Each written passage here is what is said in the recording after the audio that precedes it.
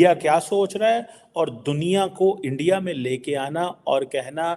जैसे Munich security conference है, जैसे आपने डेवोस सुना होगा, इसी तरह रशिया भी एक कराता है। 2 डेकेड अगो हाँ, तो यही हम सोचते थे कि हमारा कंपैरिजन इंडिया के साथ है और वो सही हमारा बात राइवल है। अब हम राइवलरी वाला स्टेटस भी खो चुके हैं। इंडिया बांग्लादेश के साथ भी नहीं बांग्लादेश से भी नहीं बनता, अब तो अफगानिस्तान के साथ भी नहीं बनता। आपसी जो लड़ाई है उसे छोड़ के मुल्क के बारे में कुछ सोचना पड़ेगा, फिर ही कुछ हो सकता है। दुनिया के जितने मेजर डायलॉग्स हैं वहाँ पे पाकिस्तान एब्सेंट है।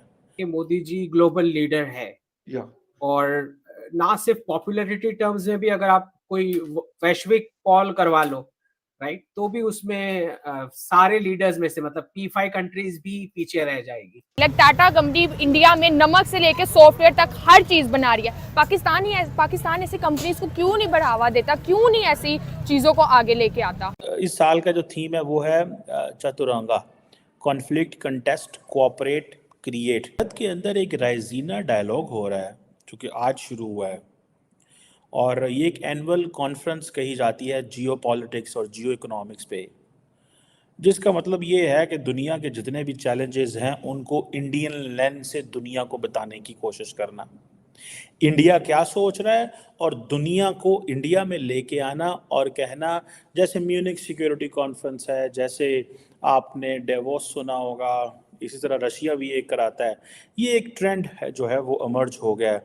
पाकिस्तान में भी एक मार्गला डायलॉग होता है जिसमें दुनिया के 2-4 मुल्कों से लोग आ जाते हैं, क्योंकि पाकिस्तान ज़्यादा या चाइना से आते हैं या रशिया से आते हैं, कोई अमेरिका से एक आधा आ जाता है, लेकिन वो एक और स्टाइल का वो जो होता है। लेकिन आपने एक चीज़ नोट की है कि दुनिया के जितने मेजर डायलॉग्स हैं वहाँ पे पाकिस्तान एब्सेंट है। डेवोस में पुराना पाकिस्तान को बुलाया जाता है, पाकिस्तान वहाँ पे जाता है, लेकिन what can we contribute and how important it is.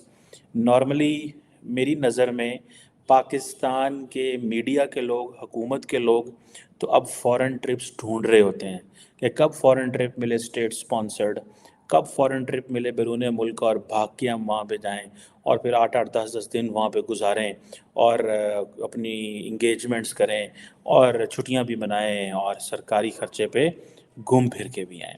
Regina dialogue जो है, ये जो डायलॉग है, जैसे मैंने बताया, एक एनुअल कॉन्फ्रेंस है जियो पॉलिटिक्स एंड जियो इकोनॉमिक्स पे।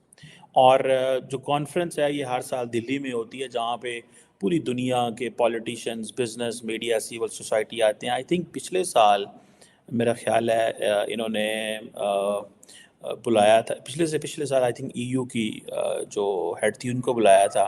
अब होता क्या है कि ये जो डायलॉग है बेसिकली, ये जो इसकी जो स्ट्रक्चर है, इसमें डिफरेंट स्टेक होल्डर्स आते हैं, डिफरेंट सेक्टर्स पर डिस्कशन होती है, हेड्स ऑफ स्टेट होते हैं, मुख्तलिफ मुल्कों के कैबिनेट मिनिस्टर्स होते हैं और ये थॉट लीडर्स पूरी दुनिया से इकट्ठे करते हैं, मीडिया, एकेडेमिया से, और वहाँ पे बैठ के ये गपशप मारते हैं कि भाई क्या हो रहा है, दुनिया किस तरफ जा रही है।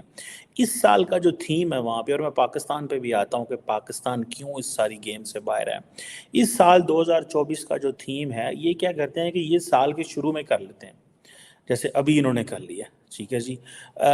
इस साल का जो थीम है वो है चतुरंगा। नमस्कार दोस्तों, आप सभी का स्वागत है। हाल ही में भारत में रायसीना डायलॉग हो रहा है और उसके लिए ग्रीक के प्राइम मिनिस्टर स्पेशल गेस्ट करके आए हैं। इनका भारत ने काफी बढ़िया तरीके से स्वागत किया, गार्ड ऑफ ऑनर दिया और कई सारे ट्रेड के मुद्दों पर भी भारत के साथ ग्रीक के प्राइम मिनिस्टर ने बात की। रायसीना डायलॉग हम पिछले कई सालों से कर रहे हैं।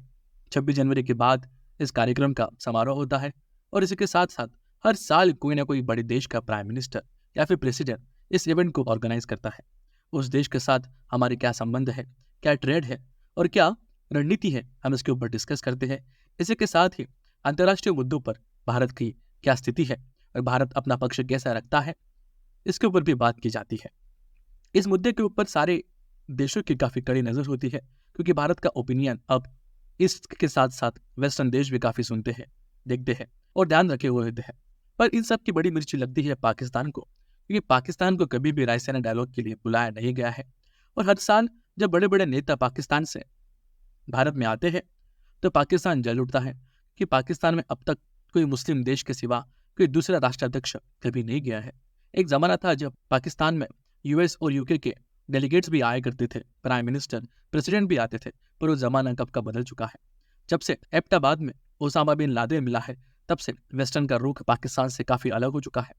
पाकिस्तान ने आतंकवाद को बढ़ाने के लिए काफ़ी मदद की है और इसमें उसकी सरकार, उसकी आर्मी और ISI भी शामिल है। इसके कई सारे सबूत जब वेस्टर्न कंट्रीज को मिलते हैं तब उन्होंने पाकिस्तान से कन्नी काट ली है और अब तब से वो भारत के साथ काफ़ी अच्छे से बर्ताव कर रहे हैं। हर साल कोई ना कोई बड़ा नेता भारत में आता है और देखकर पाकिस्तान को मिर्ची लगती है, क्योंकि दुनिया में जितने भी बड़े बड़े कॉन्फ्रेंस होते हैं यूनाइटेड नेशंस के अलावा पाकिस्तान को वहाँ पे एंट्री नहीं है, ना ही उनको बुलाया जाता है। हाल ही में दावोस में एक कॉन्फ्रेंस हुई जिसमें भारत के मंत्रियों के साथ कई सारे बिजनेसमैन लोगों को भी वहाँ पे न्योता होता है, पर पाकिस्तान में से एक भी नेता या फिर कोई वहाँ पे बिजनेसमैन नहीं दिखाई देता है, क्योंकि पाकिस्तान का विजन ये दुनिया के विजन से काफ़ी अलग है। वो तो जिहादी है, उन्हें बस इस्लाम फैलाना है, पर दुनिया का विजन काफ़ी अलग है। उन्हें सोसाइटी में काम करना है, ग्लोबल इश्यूज पे काम करना है, एनवायरनमेंट पे काम करना है, बायलैटरल ट्रेड्स पे काम करना है। इतने कई सारे मुद्दे हैं जिसमें भारत अपना ओपिनियन हमेशा देता आया है और वेस्टर्न कंट्रीज भी इसकी काफ़ी कदर करते हैं। दूसरी ओर रायसीना डायलॉग इतना महत्वपूर्ण है कि इसमें सारी दुनिया की नज़र होती है। हर साल कोई ना कोई मेन गेस्ट यहाँ पे आते हैं और हम उनसे काफ़ी चर्चा करते हैं। पिछले साल ही जॉर्जिया मेलोनी और ऐसे ही कई सारे बड़े बड़े नेता भारत में आ चुके हैं और कई सारे देशों की इस पर कड़ी नज़र तो होती है, पर पाकिस्तान न जाने क्यों इसके ऊपर काफ़ी कड़ी नज़र रखाए हुए है। पाकिस्तान को लगता है कि एक दिन शायद पाकिस्तान को भी इसकी में वेलकम किया जाए, पर पाकिस्तान की फिलहाल इतनी औकात नहीं है और मुझे नहीं लगता कि आने वाले कोई 10-20 सालों में पाकिस्तान ऐसे स्थिति में आ पाएगा कि हम उसे भी ऐसे बड़े बड़े कॉन्फ्रेंस में इनवाइट कर पाएंगे। हाल ही में G20 हुआ, G7 हुआ और न जाने बड़े बड़े इवेंट जब भारत में हुए तो पाकिस्तान को एक फॉर्मेलिटी के हिसाब से न्योता दिया गया था और पाकिस्तान हर बार होने वाले ऐसे रायसीना डायलॉग और बड़े बड़े कॉन्फ्रेंस में खुद को बुलाने के लिए एक्सपेक्ट भी करता है, पर पाकिस्तान की इतनी औकात नहीं है, ये पाकिस्तान ने समझ जाना चाहिए। दूसरी ओर पाकिस्तान की आवाम आए दिन भारत के साथ कंपटीशन करना चाहती है, भारत को एक टक्कर देना चाहती है। मुझे नहीं पता कि किस चीज़ में ये टक्कर देना चाहती है। जब तक वो झगड़े की बात करते हैं, वॉर की बात करते हैं और अपने आप में काफ़ी जज्बा है, ऐसी बड़ी बड़ी बातें फूकते रहते हैं, पर असल बात क्या है हम सबको पता है। पाकिस्तान में एजुकेशन, हेल्थ सिस्टम काफ़ी ख़राब है और 2 हफ्ता होने के बाद भी अभी भी पाकिस्तान में सरकार नहीं बनी है। इससे हमें अंदाज़ा आ सकता है कि पाकिस्तान की हालत कैसी है। पाकिस्तान में बेरोजगार की संख्या काफ़ी बढ़ चुकी है, महंगाई भी बढ़ चुकी है और ऐसे हालातों में भी पाकिस्तान जंग की बातें करता है। ऐसी अकल कहाँ से आती है हमें नहीं पता। दूसरी ओर भारत के संबंध कई सारे वेस्टर्न देशों के साथ साथ मुसलमान देशों से काफ़ी अच्छे हैं और हम काफ़ी अच्छी तरीके से इनके साथ ट्रेड भी कर रहे हैं। ये पाकिस्तान को देखा नहीं जाता है और पाकिस्तान हमेशा इसके ऊपर चलता भी है।